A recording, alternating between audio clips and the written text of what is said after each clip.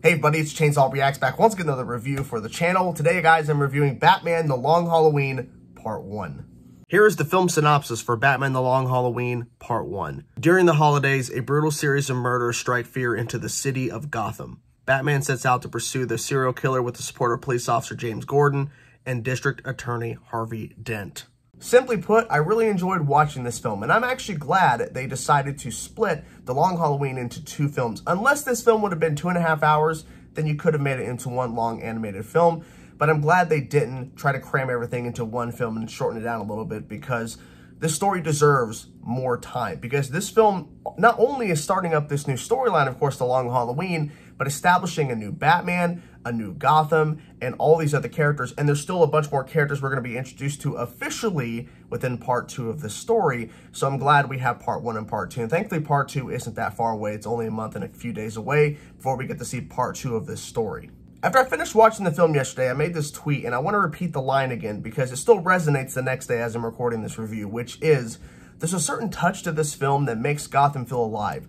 Like it's its own character in a sense. Because, yeah, there's some really cool establishing shots and everything of Gotham, but there's so many different locations we actually visit within this film that actually makes it feel alive. Like this is a brand new Gotham we're seeing in a sense.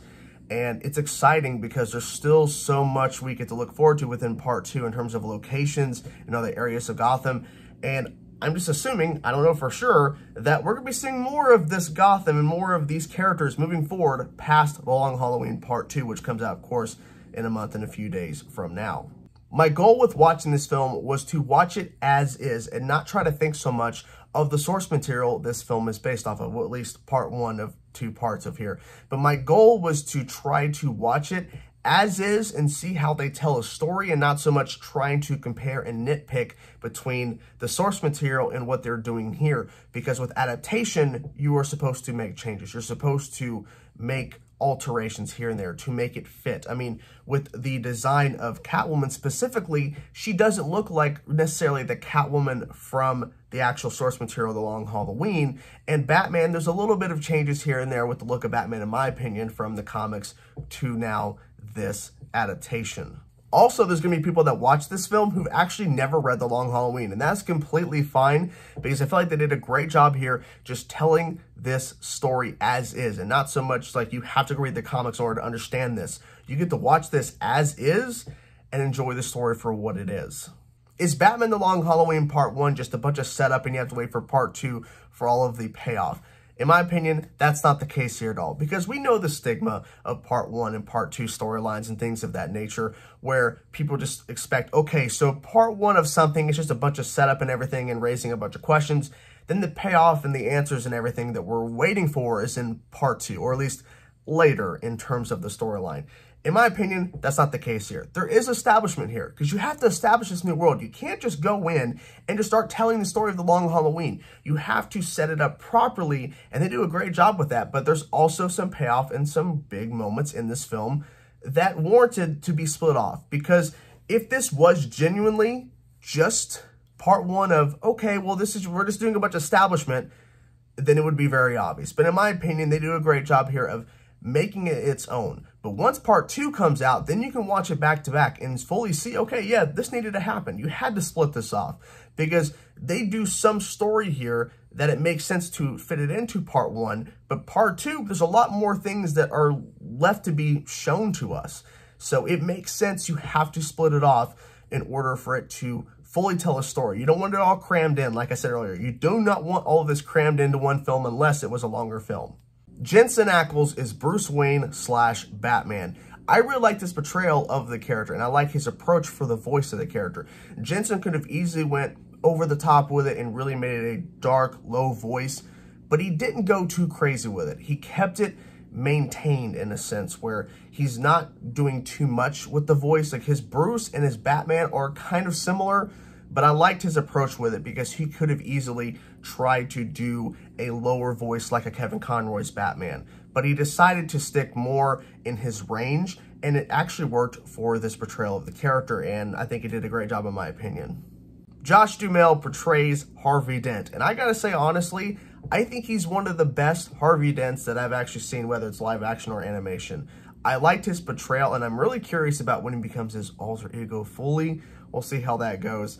But I really liked how he portrayed Harvey in this film and how his connection to everything in terms of the story really ties in really well. So I'm curious how they're going to handle it moving forward in part 2. I'm assuming the same way here in terms of doing a pretty good job, but still great establishment here, and Josh did a great job in my personal opinion.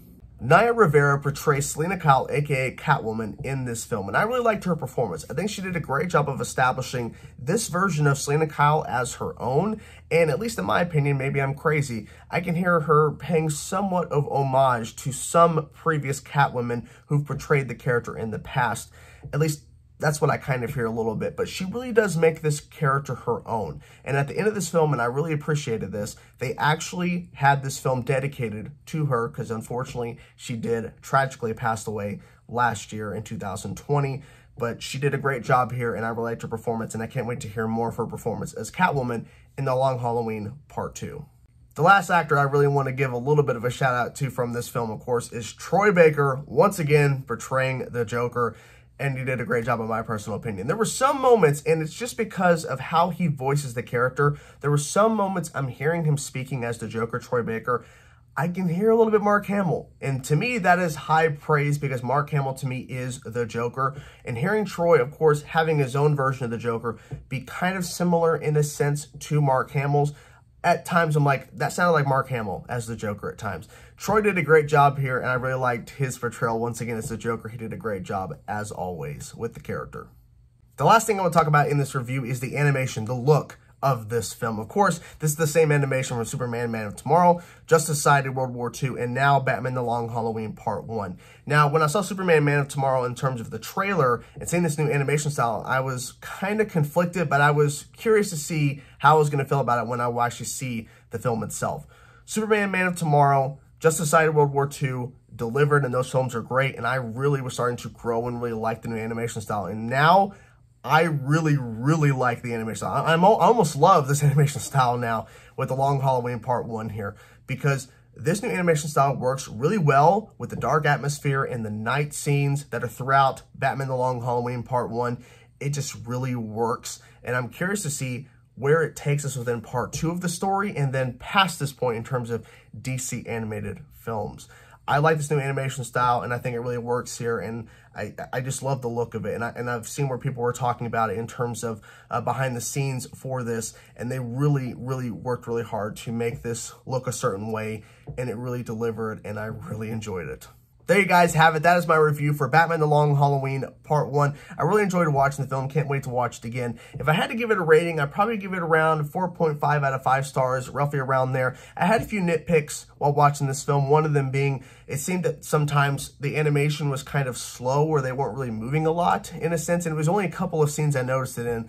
But I'm not sure if it was so much the animation not really doing a lot, or if that was a choice for them to not really move a lot because they were trying to focus more on the atmosphere and just the way certain scenes were playing out. They didn't really want the characters to be moving that much. I'm not really sure what it was, but I only noticed it a couple of times, but it wasn't like a thing that was throughout the whole film, which is something I just noticed.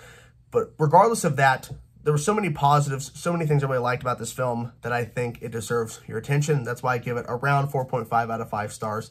You should definitely check it out if you haven't seen it already. So that's my review. Hope you guys enjoyed it. I will talk to you guys soon. Peace out.